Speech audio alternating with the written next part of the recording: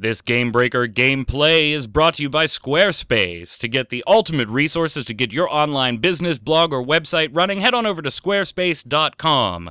Use the discount code GameBreaker5 and get 10% off. Watching games and saving some money. Hello, Internet. Magic Man here from Game Breaker TV, bringing you a special edition gameplay video. Now, if you've been watching the site all day, you've probably seen a ton of WildStar information falling, and you probably already know that I was fortunate enough to take a ride out to San Francisco and get some hands-on time with WildStar, in particular the Settler and Scientist paths, which are just being fully revealed today. So, I'm going to share with you my individual gameplay. Most of it's going to be from the Scientist perspective. That's not to say that the Settler wasn't interesting. In fact, that's what I'm planning to roll on day one as a Settler. However, since we were in the same zone, I didn't want to show you the same quests over and over just with a different type of character there. But I will throw in a little bit of building footage at the end so that you can see some infrastructure being built. So let's spend about 10 minutes or so looking at the gameplay here. Now, as a scientist, I do have the ability to bring out a little scan bot. We'll bring him out in just a minute. Right now, I'm just doing some basic questing, and in this particular quest, which you can see the tracker in the lower right-hand corner, I have to disarm some landmines. Now, in addition to standard quests, you can see that there's an option to select different types of quests to track, because you do have different types according to your path, and anything else that you may be doing. There's different types of quests, so they track differently. Now, Jeremy Gaffney, in some one-on-one time, did say that that tracking system may be tweaked a little bit. They're getting some beta feedback that maybe it's not as user-friendly as they originally thought. So, don't be surprised, obviously, if between now and release a lot of this footage changes. What's interesting, though, is in the upper right, just under the mini-map, you'll notice that I've gotten a sort of dynamic quest here. While I came over and disarmed a mine, I immediately popped another quest that said, in addition to the 8 you have to disarm for your quest, if you can disarm 8 without taking any damage from the explosion, that red telegraph circle, you get some bonus points. And if you get that, you'll get some extra loot here. I'm going to pick one and roll, and if I land on it, I'll get bonus that. So let's jump ahead just a little here.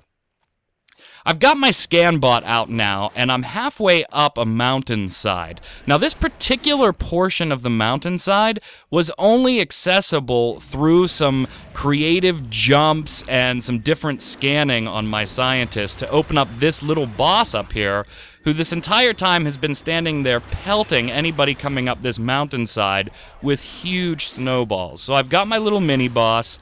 I'm using my hotbar abilities. Excuse me for being a clicker here. I wasn't quite familiar with some of the setup that we had going. And this is where you can start to see the telegraph system at work.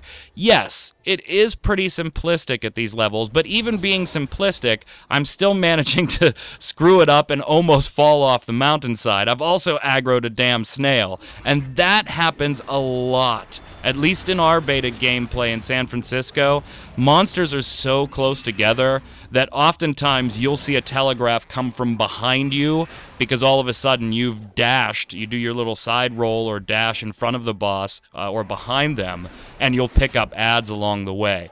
So yes, the telegraph system may seem simplistic, but even at these low levels, level 7, there were areas where a lot of us were very, very challenged by what we were having to go up against, and they weren't even bosses or things like that. They were just regular fights here. Like you see, this mini boss killed me. Now you can respawn right here if you want to pay a little bit of money.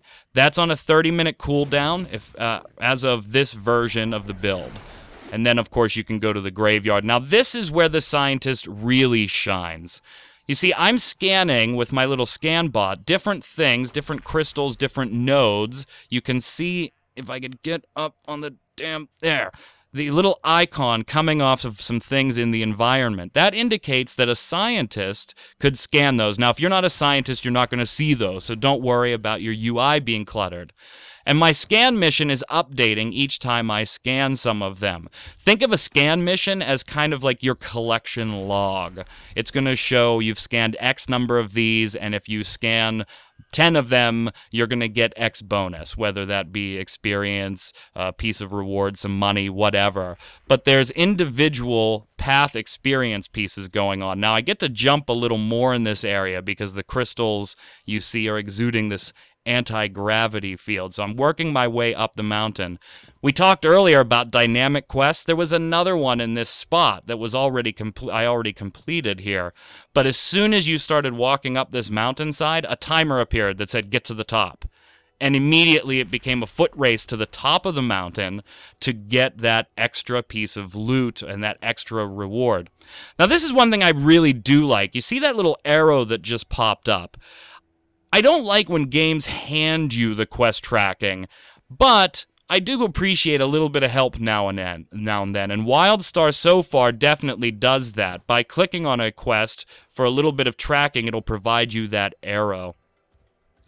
You'll find these little nodes all over the place as well. Now, in this particular case, it spawned a monster egg, but you never know as you're walking around scanning things, attacking things. You never know if it's going to be a monster, if it's going to open up some other cave. So there's really a big incentive to explore. Again, another side quest for me to do while I'm doing the quests that I've already picked up. In this case, I've got to kill some of these Coldwater Gulch creatures before the timer runs out. So it seems like there's an awful lot to do, not only in the quest chains, but just exploring the world, and that really has me excited. Now, granted, I've only gotten to play the game for a few hours, so I'm sure I didn't get to see if there's any cons in the system. You know, I'm just noticing a lot of the pros. I like the telegraph system so far. I like the questing. It definitely encourages exploration. The scientist also has the ability to scan monsters, too. So let's take a look at that in action since we're up here on top of this mountainside. Now, we've got a monster here, and I have my robot, my little scan bot, scanning it to give me additional information about it. Now, you see my biology is just updated with this particular wildlife. Again, they'll have a little icon next to them if they can be scanned. This one could, the one behind it could not. Getting those completions also nets you, could influence your ability to attack those particular creatures. Telegraph system, again, at work. Or give you little perks and bonuses. Some of them are just lore. The scientist really caters to the completionists out there, and it's going to be the class you're going to want to roll, or the path you're going to want to roll, if you're one of those people that has to collect them all. And last, here we have the Settler. I promised you a little footage here. Now, this is a very early quest that the Settler has to build this infrastructure. So by bringing resources back to this NPC, I'm able to get this infrastructure started to be built. And it's going to take some time to build it. But once it does complete, it will open up NPCs that other people can pick up quests. Other settlers can drop resources on it to increase the duration of time that the structure will stay up. Very interesting. And in addition to these quests and lighting torches like this, you're going to have a list of items or buildings or things that you're able to build as well, similar to most crafting systems, except in this case, it's a little more in depth. You'll be able to build things like speeder bikes and mount vendors and things like that.